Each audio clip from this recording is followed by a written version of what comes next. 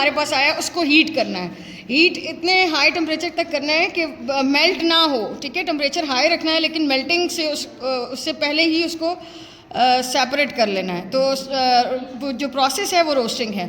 Some minerals are converted to oxide by heating in the air at temperature below their melting point. This process is called roasting. तो अब roasting का मतलब क्या है कि we have to heat up the mineral which is separated in the process of concentration. उसको हम heat कर रहे हैं और हीटिंग के दौरान जैसे फ़र्ज़ करें हमारे पास जिंक ब्लेंड है, तो जिंक ब्लेंड में जिंक के साथ सल्फ़र अटैच है और इस ओर को जब हम हीट करते हैं, हीट हम high temperature along with air करते हैं। एयर में ऑक्सीजन है, ऑक्सीजन रिप्लेस करेगी सल्फ़र को। अब हमारे पास जिंक का सल्फाइड चेंज हो गया जिंक ऑक्साइड में और सल्फ़र डाइऑक्साइड बन गया। इसी तरह जो हमारे पास मरकरी का ओर है उसको हम हीट करते हैं, मरकरी के साथ भी सल्फ़र अटैच है और सिनाबार इस ओर का, इस मिनरल को हम कहते हैं। अच्छा, जब इसको हीट करेंगे तो इसमें मरकरी फर्स्ट स्टेप पे ही सेपरेट हो जाएगा, ठीक है।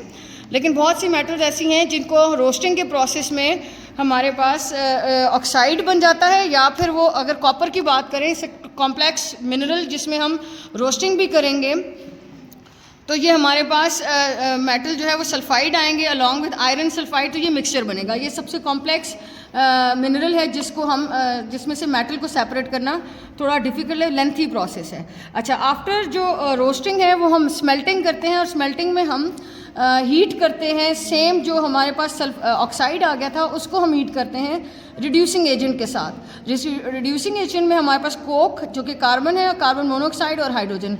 हर मेटल का जो ऑक्साइड है उसके लिए डिफरेंट हमारे पास जो रिड्यूसिंग एजेंट है वो डिफरेंट आता है। जैसे आयरन ऑक्साइड है, रोस्टिंग के बाद हम इसको रिड्यूसिंग एजेंट कार्बन मोनोऑक्साइड के साथ रिएक्ट करते हैं तो ये पिक कर लेता है आयरन ऑक्साइड के साथ सारी ऑक्सीजन को और चेंज कर देता है मेटल को सिंपल मेटल में, ठीक है।